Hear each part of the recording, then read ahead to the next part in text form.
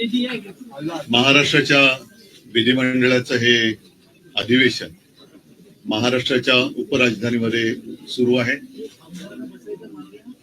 अधिवेशन मला वाटतं अर्ध्यावरती आलेले आहे. उद्या संपणार का रविवारी संपणार ते आज उद्यामध्ये ठरेल. नागपूरमध्ये साधारणतः विधिमंडळाचं अधिवेशन हे विदर्भासाठी आणि साहजिकच आहे महाराष्ट्रासाठी घेतलं जातं. सोमवारपासून हे अधिवेशन सुरू झालं. आजपर्यंत म्हणजे आज गुरुवार आणि अधिवेशन तसं म्हटलं तुम्ही म्हटलं जे सांगितलं की मध्यवर्ती आले. विदर्भासाठी या अधिवेशनात नेमकं काय दिलं गेलं हा सुद्धा एक विषय नक्कीच या निमित्ताने उपस्थित केला गेला पाहिजे. हे वर्ष जे आहे फार विचित्र गेलं आपल्याला. महाराष्ट्रावरती कधी नव्हे एवढी मोठी आपत्ती ही अतिवृष्टीच्या रूपाने कोसळली. मी स्वतः मराठवाड्यामध्ये फिरलो. विदर्भातले आमचे आमदार आणि सगळे शिवसैनिक तसं महाराष्ट्रभरच अतिवृष्टीने हाहाकार माजवला. शेतकऱ्यांची घरं दारं, विद्यार्थ्यांची पुस्तकं आणि विशेष म्हणजे पिकं तर सोडून गेलीच, पण अनेक ठिकाणी माझ्यासोबत आपण देखील होतात, शेत जमीनच वाहून गेलेली आहे. आणि मग त्याच्यानंतर मुख्यमंत्र्यांनी एक भलं मोठं पॅकेज असं एक गोंड शब्द देऊन एक रक्कम घोषित केली. त्या पॅकेजचं पुढे काय झालं का त्या पॅकेजचं पण ठिबक सिंचन झालंय हे कळायला काय मार्ग नाहीये. एकूणच या अधिवेशनाच्या निमित्ताने असतं की एक पद्धत आहे. पहिला अर्थसंकल्प येतो, मग मागण्या पुरवण्या मागण्या, मग त्याच्यात आणखीनच्या मागण्या, 75,000 कोटीच्या मागण्या कुठून आणणार, कोणाला देणार, राज्यावरती 9 लाख कोटींचं कर्ज आहे. या सगळ्या गोष्टी आपण बघतो आहोत. पण एक मुद्दा मला या अधिवेशनाच्या निमित्ताने उपस्थित करायचा आहे. तो म्हणजे गेल्या महिन्याच्या अखेरीस देशाचे जे मंत्री आहेत, कृषी मंत्री शिवराज सिंग चौहान, त्यांनी सांगितलं की महाराष्ट्राकडून आपत्तीग्रस्तांच्या मदतीसाठी कोणताही प्रस्ताव अद्याप आलेला नाही. आणि हे राज्य सरकारचं विंग त्यांनी फोडल्यानंतर घाईघाईने शेवटच्या आठवड्यात एक प्रस्ताव केंद्राकडे पाठवला असं जाहीर करण्यात आलं. आम्हाला आता जाणून घ्यायचंय की हा नेमका प्रस्ताव काय गेलेला आहे, किती रकमेचा गेलेला आहे, त्यातून कोणाला मदत होणार आहे. राज्य सरकारला मी पण आहेच विधिमंडळामध्ये, आपण भाग पडलं पाहिजे की हा राज्याच्या मदतीसाठी जर का आपण प्रस्ताव पाठवला असेल तर तो पटलावरती ठेवला गेला पाहिजे. राज्यातल्या जनतेचा, शेतकऱ्यांचा हा अधिकार आहे की मायबाप केंद्र सरकार आमच्यावरती दया दाखवणार आहे की नाही, आणि ते दया दाखवण्याच्या आधी राज्य सरकार हे नेमकं कसं तिथून मदत आणणार आहे. कारण डबल इंजिन सरकार आहे, त्याच्यामुळे 2 इंजिनचं सरकार एका इंजिनकडनं दुसऱ्या इंजिनाकडे, दुसऱ्या इंजिनाकडून परत पहिल्या इंजिनाकडे अशी नुसती ढकलपंची करणारे त्या खरोखर ही मदत पाठवणारे. आणि ती मदत तुमचं केवायसी बीवायसी सगळं करणं, आता या सगळ्या मदती त्या खातर जमा करण्यामध्ये अडकलेल्या आहेत. म्हणजे पीक विम्याची सुद्धा तुम्हाला कल्पना आहे की ती जी काय मदत व्हायला पाहिजे ती मदत करण्याचे ते जे ट्रिगर होते तेच काढून घेतले गेले. त्याच्यामुळे मदतीची थट्टा झालेली आहे. 1 रुपयाचा पीक विमा, 6 रुपयाचा पीक विमा, 21 रुपये असे चेक आलेले आहेत. मग हे जी शेतकऱ्याची थट्टा करणाऱ्या कंपन्या आहेत त्याच्यावरती सरकार कारवाई करणार आहे का, आणि असे अनेक प्रश्न आहेत. या प्रश्नाच्या निमित्ताने हे अधिवेशन जे सुरू आहे त्याच्यामध्ये सरकारकडनं जनतेला उत्तरे मिळाली पाहिजेत. कारण प्रश्न विचारले जातात, व्यथा मांडल्या जातात, राज्याच्या किंवा जनतेची गाऱ्हाणी इकडे मांडली जातात, पण नुसती वेळ मारून नेली जाते. हा आतापर्यंतचा अनुभव आहे. त्याच्यामुळे या अधिवेशनात याच्यावरती काय उत्तर मिळते आणि कार्यवाही दोन्ही काय होणार आहे त्याच्याकडे सगळ्यांचं लक्ष आहे. आणखीन अनेक विषय आहेत, पण पहिलं आपण जर काही प्रश्न असतील तर विचार, मी त्याच्यावरती बोलतो.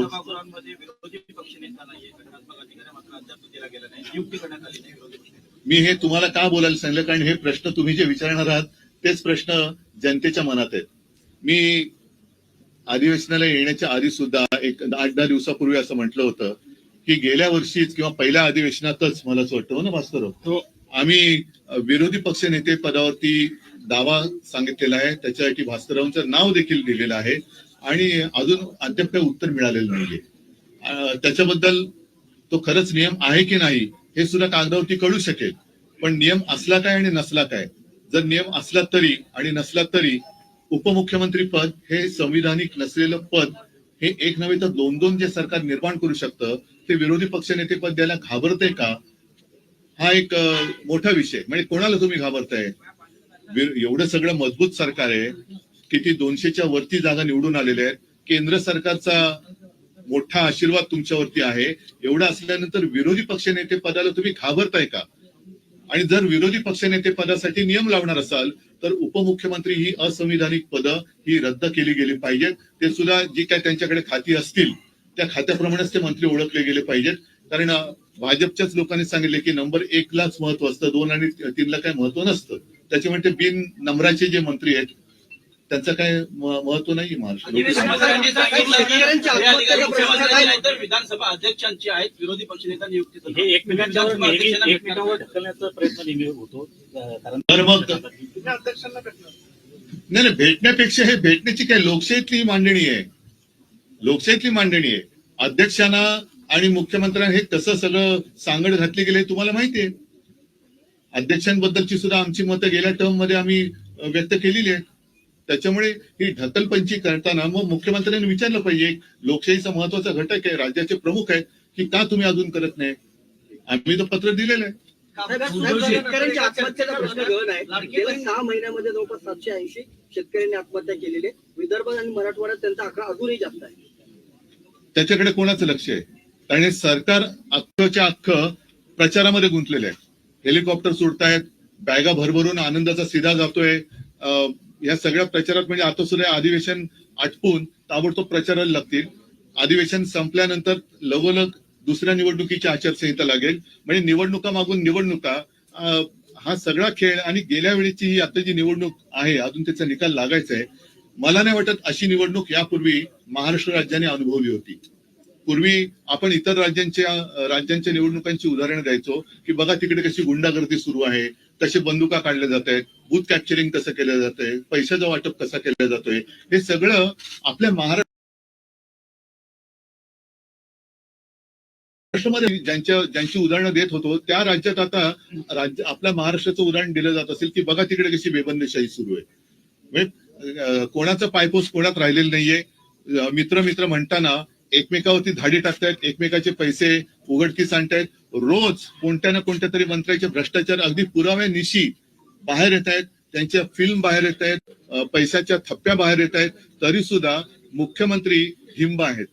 म्हणजे मुख्यमंत्र्यांनी अजून एक खातं निर्माण केलं पाहिजे आणि त्याचं नाव पांघरुण मंत्री असं ठेवायला पाहिजे. म्हणजे जे बाकीचे जे मंत्री आहेत ते हातपाय पांघरुण बघून हातपाय तरी पसरतील आणि मुख्यमंत्री बसलेत पांघरुण घालायला. त्याच्यामुळे इतर खात्या माझ्या सूचना तर जाऊ दे ना, इतर खात्याच्या बरोबरीने मुख्यमंत्र्यांनी पांघरुण खातं हे तयार करावं आणि स्वतः त्याचं चार्ज घ्यावा. कारण त्यांच्याकडे म्हणजे मला मुख्यमंत्र्यांची दया होते की कोण होतास तू, काय झालास तू, एवढे सगळ्या भ्रष्टाचाराने जवळ घेतलंस तू, स्वतःच्या पांघरुणात घेतलंस तू, काय होतास तू, काय झालंस तू, भ्रष्टाचारानं पांघरुणात घेतलंस तू. तसं म्हणजे ही महाराष्ट्राची संस्कृती नाहीये. जसं इथे राज्य विधिमंडळाचं अधिवेशन सुरू आहे तसं संसदेतही अधिवेशन सुरू आहे आणि तिथे भाषणात अमित शहानी आणि तुमच्यावर आणि तुमच्या पक्षावर टीका केलेली आहे. जो न्यायमूर्तींविरोधात महाभियोग चालवला जातो आहे, जो प्रस्ताव विरोधी पक्षाकडून दिला गेलाय, त्यात तुमच्या पक्षाच्या नेत्यांनी काय विषय काय, तो जो मदुराईचा प्रश्न आहे, जो गृहमंत्र्यांना आहे, मला वाटतं तो एक जरा एक मिनिट. अमित शहाचं विधान आहे की उद्धवजींच्या पक्षाने आणि उद्धवजींनी या प्रस्तावावर सही करावी. नाही पण काय म्हणून सही करू नये असं त्यांना वाटतं. कोणत्या विषयावर? नहीं मामला समझ में आ गया, लेकिन वो क्या कहना, अरे भाई कहना क्या चाहते हो, हिंदुत्वाचा ना मग असं बोला ना. आता अमित शाह फार मोठे हिंदुत्ववादी आहेत आणि त्यांचा एक फोटो कोणीतरी ट्विट केलेला आहे. कारण हिंदुत्व मला अमित शहाने शिकवण्याची गरज नाहीये आणि भाजपाने तर अजिबात नाही आणि संघाने पण नाही. तूर्त काय झालेलं आहे की गेले 2-3 दिवस लोकसभेच्या म्हणजे संसदेच्या अधिवेशनामध्ये वंदे मातरम या विषयावरती चर्चा किंवा बहस, एखाद्या राष्ट्रात राष्ट्रगीतावरनं बहस कशी काय होऊ शकते.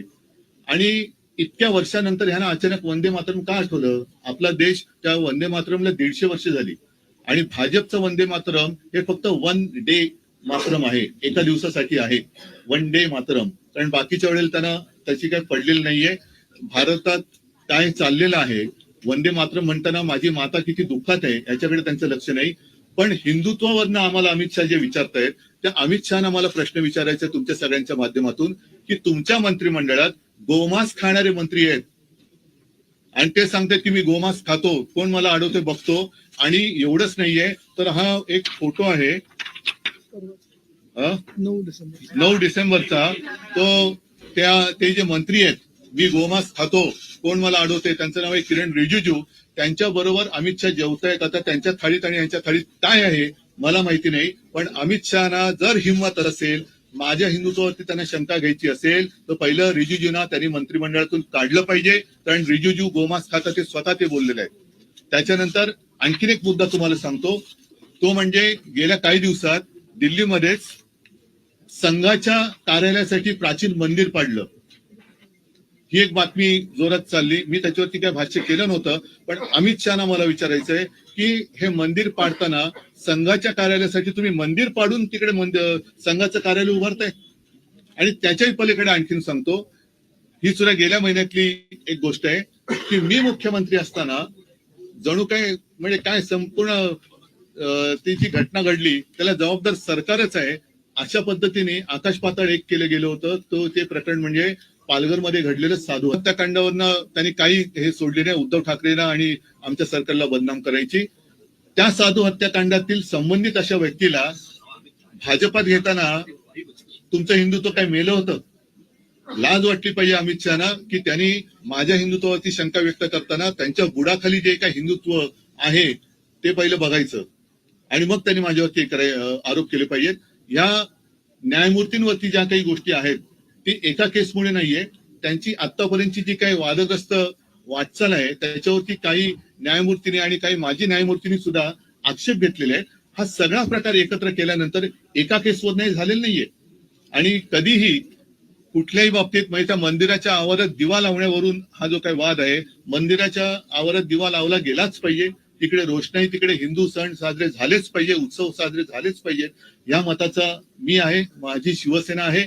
आणि हिंदुत्वावरनं अमित शहानी शिकू नये, कारण परत एकदा सांगतो की वंदे मातरम ही चर्चा त्यांनी मला असं वाटतं की संघाचे कपडे उतरवण्यासाठी घेतली की काय, कारण त्याच्यावरनं बऱ्याच काही गोष्टी आता बाहेर आल्या. अगदी ते ज्यांना देव मानतात त्या श्यामाप्रसाद मुखर्जींचे सुद्धा मुस्लिम लीग बरोबरचे काय साटलोट होतं आणि स्वातंत्र्य चळवळीमध्ये त्यांनी चले जावला कसा विरोध केला होता. फजलुल हक बरोबर बंगालच्या सरकारमध्ये ह्यांचे देव त्यांचे देव माझे नाहीत, श्यामाप्रसाद मुखर्जी हे देशप्रेम बाजूला ठेवून तसे सामील झाले होते. हे सगळं आता आलेलं आहे. आणि 3 ठिकाणी तिकडे त्यांनी मला वाटतं मुस्लिम लीग बरोबर सरकार स्थापन केली होती आणि हे यांचे स्थापन करते, यांचे सिंध सेंट्रल प्रोव्हिन्स आणि 3 हे यांचे राजकारणातले जन्मदाते आणि ते आम्हाला हिंदुत्व शिकवायचं. त्याच्यामुळे अमित शहानी मला हिंदुत्व शिकायच्या भानगडीत पडू नये, कारण जर का आणखीन काही गोष्टी काढल्या तर बऱ्याच गोष्टी त्यांच्या बाहेर येतील. अगदी जिनांच्या थडग्यावरती कोणी जाऊन डोकं टेकलं होतं पासून बऱ्याच गोष्टी बाहेर येतील. नवाज शरीफचा केक कोणी खाल्ला होता इथपासून बऱ्याच गोष्टी बाहेर येतील. अगदी देशाबरोबर अतिरेकी कारवाया करणाऱ्या पाकिस्तान बरोबर त्यांचा पोरगा क्रिकेट खेळतोय तेव्हा ह्यांचं हिंदुत्व कुठे जातं, कोणत्या टोपीखाली दडतं. अमित शहानी जर जय शाह त्यांचं ऐकत नसेल आणि त्याला हिंदुत्व मान्य नसेल तर तसं सांगायचं की मी हिंदुत्ववादी आहे पण जय शाह हिंदुत्ववादी नाही, तो पाकिस्तान बरोबर क्रिकेट खेळतोय. मग त्याला एकतर त्या क्रिकेट कंट्रोल बोर्डाचा राजीनामा द्यायला लावा, नाहीतर हिंदुत्व तरी स्वीकारा, नाही तर हे तरी स्वीकारा. उद्धवजी आता तुम्ही मला उद्धवजी त्यावेळेला मुख्यमंत्र्यांनी असं म्हटलं सत्ताधारी सगळ्या आमदारांना की लाडकी बहीण योजनेचा यापुढे उल्लेख करू नका, जर केला तर घरात बसावं लागेल. लाडक्या बहीण या योजनेचा मी उल्लेख करणारच, कारण निवडणूक लढवताना जे वचन त्यांनी जो एक थाप त्यांनी शेतकऱ्यांना मारली होती कर्जमुक्तीची, तीच माझ्या बहिणीनं सुद्धा मारलेली आहे. 2100 रुपये कधी करणार 1500चे हा विषय मी काढणारच. आणि देवेंद्र फडणवीसांनी जर त्यांच्यामध्ये हिंमत असेल तर या अधिवेशनात येत्या महिन्यापासून किंवा पुढच्या महिन्यापासून नवीन वर्षापासून माझ्या महाराष्ट्रातल्या बहिणींना 2100 रुपये दर महिन्याला त्यांनी एक काय भाऊबीज म्हणा वर्षभराची ती सुरू करावी. मी 2100 रुपये कधी देणार हा प्रश्न त्यांना विचारणार, आणि जर देवेंद्र फडणवीसांनी 2100 रुपये नाही दिले तर त्यांना घरी बसावं लागेल. उद्धवजी परत त्याच विषयावर आहे. तुम्ही म्हणालात की त्या मंदिरात दीप लावला गेला पाहिजे, तर आता जी प्रस्तावावर तुमच्या नेत्यांनी सही केली आहे त्या प्रस्तावाचा तुम्ही पाठिंबा काढून घेणार का? नाही, मी तुम्हाला म्हटलं तसं की एका निर्णयापुरता हा विषय नाहीये. एका निर्णयावरनं असं इम्पिचमेंट वगैरे नाही कोणी आणत नाहीये. एकूणच त्यांची जी काही वाटचाल आहे हिंदुत्वाच्या गुलाम्याखालनं त्यांनी पक्षीय अजेंडावर एकटा कामा नये. याचं कारण असं की महाराष्ट्रामध्ये सुद्धा त्यांच्या प्रवक्त्यांना न्यायमूर्ती म्हणून नेमलं गेलेलं आहे. कसं पाहता आपण याकडे? असा प्रश्न मी तुम्हाला विचारला तर काय उत्तर आहे तुमच्याकडे? जर तुमच्या पक्षाचे प्रवक्ते न्यायमूर्ती म्हणून तुम्ही नेमत असाल तर आम्ही तुमच्याकडनं कोणत्या न्यायाची अपेक्षा करायची? आज शिवसेनेच्या केसबाबत 4 वर्ष झाली आम्ही खेटे घालतोय. काय एक सरन्यायाधीश होऊन गेले, पुढचे कोण? आता सुद्धा अरे आता पुढचा कोण येणार आहे, त्याच्या पुढे कोण येणार आहे, एवढंच आम्ही करत बसायचं? पण उद्धवजी, नाही, मला अमित याच्याबद्दल शहाचा तो व्हिडिओ मुख्यमंत्री देवेंद्र फडणवीस यांनी ट्विट केला. त्यांनी असं म्हटलं, कोण होतास तू, काय झालास मी पण तेच म्हणते त्यांना. # उद्धव ठाकरे. मी पण त्यांना म्हटलेलं आहे की कोण होतास तू, काय झालास तू, भ्रष्टाचारांना पांघरुणात घेतलंस तू.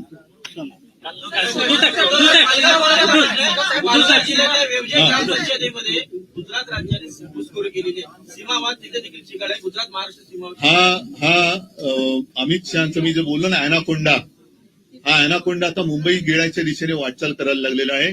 आणि त्यांनी एक पाऊल पुढे टाकून माझ्या महाराष्ट्राच्या राज्यातल्या गावांवरती जसं अरुणाचलवरती चीन हक्क सांगतोय तसं गुजरात हा माझ्या महाराष्ट्राच्या खेड्यांवरती हक्क सांगतोय.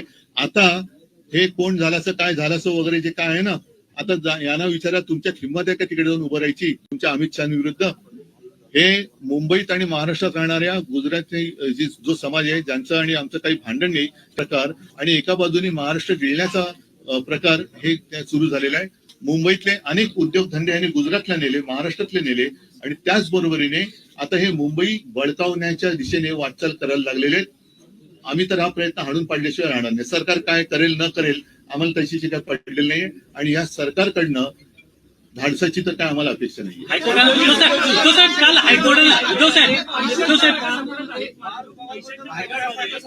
चौकशी होत नाहीये. या पैशांच्या बॅगा सापडत आहेत त्याच्यात जे पैसे सापडत आहेत ते बिझनेससाठी असतील, व्यवसायासाठी असतील अशी कारणं सत्ताधारी देतात. मात्र चौकशी होत नाहीये. अंबादास दानवेंनी 3 व्हिडिओ म्हणूनच मी म्हटलं ना की आणखीन एक खातं निर्माण करावं, पांघरुण खातं, आणि त्याचं कारण हेच क्लीन चिट देत आहेत. हेच क्लीन चिट देत आहेत. स्वतःच आरोप करायचे, स्वतःच क्लीन चिट द्यायचे, म्हणजे साधू हत्याकांडातल्या आरोप ज्यांच्यावरती केले त्यांना पक्षात घेतात. हे यांचं हिंदुत्व. गोवा जमिनी व्यवहार प्रकरणात काल हायकोर्टानं राज्य सरकारला फटकारलेलं आहे आणि त्यामध्ये म्हटलेलं आहे की अजित पवार यांचा मुलगा पार्थ पवारवर गुन्हा का दाखल केला जात नाही या प्रकरणामध्ये. मी न्यायालय या विषयावरती काहीच बोलायचं हल्ली सोडून दिलेलं आहे. उद्धवजी आदिवासीच्या काळात 100 कोटी रुपये सीएम फंडामध्ये जमा झाले होते, मात्र त्यातून 70-80 लाखच शेतकऱ्यांना देण्यात आले. काय अतिवृष्टीच्या हजारच शेतकऱ्यांना वाटप करण्यात आलं. आदिवासीच्या काळात 100 कोटी. ठीक आहे, तुम्ही शेतकऱ्यात जाऊन त्यांना म्हणून मी पण येतो, तुम्ही पण या, आणि शेतकरी कोणाला प्रेमाने मिठी मारतो ते शेतकऱ्याला कळू दे. या अधिवेशनामध्ये कुठलंही डिक्लेअर केलेलं नाही सोयाबीन आणि कापसाला भाव शेतकऱ्यांना हे देण्यात येत नाही असंही त्यांनी म्हणजे बोललेलं नाही. एवढ्या मोठ्या अधिवेशनामध्ये मी तोच अधिवेशन होते. आणि दुसरं महागाई आणि बेरोजगारी भरपूर आहे. ते महागाई सुद्धा वाढत झाली, बेरोजगार आहेतच. तर यावर आपलं काय? याच विषयावरती त्यांना चर्चा टाळायची, आणि म्हणून ते वेडेवाकडे आरोप करतायत की जेणेकरून तुमच्या सगळ्यांची म्हणजे आपल्या सगळ्यांची दिशाभूल व्हावी आणि कुठेतरी धार्मिक तेढ निर्माण करायची. म्हणजे तुम्ही भांडत राहा, आम्ही आमचं राज्य करत राहतो, आम्ही आमचं जे काय आहे भ्रष्टाचार सुरू आहे, शांत बसा भ्रष्टाचार सुरू आहे, असं नवीन नाटक ते लिहितील आता. एका ठिकाणी सरकार असं म्हणतंय की आम्ही शेतकऱ्यांना कोट्यावधीची मदत करतोय, पण काही अशी लेखी उत्तरामध्ये सरकारने स्वतः उत्तर दिलेले आहेत की अनेक योजनांचे पैसे जे आहेत ते ई-केवायसी मुळे रखडलेले आहेत. मी तोच विषय घेतला ना. म्हणजे आता मधल्या काळात मी वाचलं कुठेतरी की मागे 2017 साली यांनी ज्या अनेक अशी नियमांची जंत्री करून शेतकऱ्याला कर्जमाफी एक उपकारासारखी जाहीर केली होती.